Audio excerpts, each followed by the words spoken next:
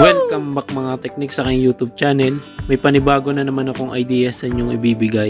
Ngayon mga teknik, magkakabit tayo ng Racing CDI sa ating Mio Sporty na naka 59. Yan mga teknik. Yung ating kakabit na CDI yang Power Max, yan, Racing CDI. Siya mga teknik ay hindi siya plug and play sa Mio Sporty. Gwa mga teknik, iba yung pwesto ng mga ignition nito. Kaya kailangan nating bumili ng CDI socket ng Mio Sporty. Kasi mga teknika din ako bumili ng CDI socket, kailangan ko ng mahaba pa ring wire. Gawa ng yung CDI ipepesto ko na sa U-box, hindi na dun sa may tapaludo sa likod. Yan mga teknik. Kaya mga teknik, tapusin nyo itong video para matutunan nyo kung paano i-wiring yung ganitong Racing CDI sa ating Mio Sporty. Ito na mga teknik, simulan na natin. Mga teknik, at sa bago pa natin ka-teknik, iniimbitahan ko po kayo na sumali kayo sa aking raffle. Pwede kayo mga teknik manalo ng libreng LCD, libreng gawa ng cellphone.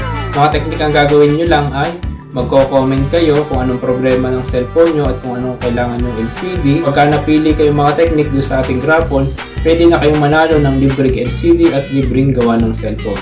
Kaya mga teknik, ano pang iniintay nyo? Like, share, and subscribe. Lagay ko po mga teknik yung link sa description. Ito na mga teknik yung CDI socket ng Mio Sporty. Yung nabili natin. Bali mga teknik, meron din kayo ditong babaguhin. Bali mga teknik, yung wire na kulay blue, ililipat nyo sa tabi ng black. Katulad niyang nasa picture na yan. Pag nailipat nyo na mga teknik yung isang wire, simulan na nating isalpak yung Racing CDI. Una natin gagawin mga teknik yan, pinutol natin yung stock CDI. Nagtira lang tayo ng wire bago iduduksong naman natin dun sa socket na nabili natin. Sundan nyo lang mga teknik yung wire na babanggitin ko para maiwiring nyo siya ng maayos.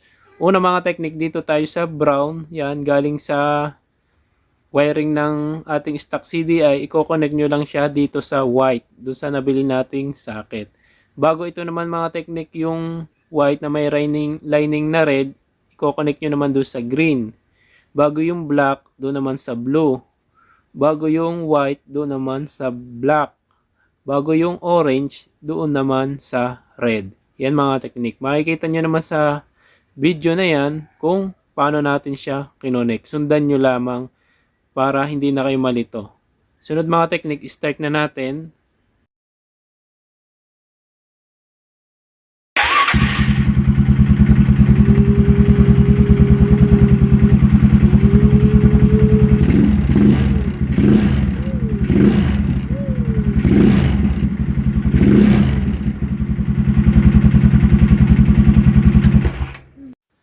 Yun mga teknik, okay na. Nakita nyo naman umandar na yung ating Racing CD ay napaandaran natin dito sa Mio Sporty.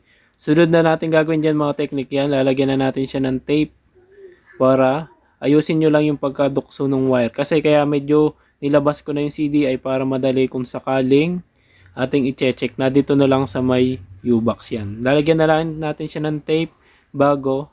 Okay na yan mga teknik. Napakalakas mga teknik ng CDI na yan. Hindi ko lang dito mabobomba kasi meron pang mga tulog. Pero kung sa labas natin tetestingin, okay na okay yan mga teknik. Abangan nyo mga teknik yung part 2 sa pag-test. Start ulit natin.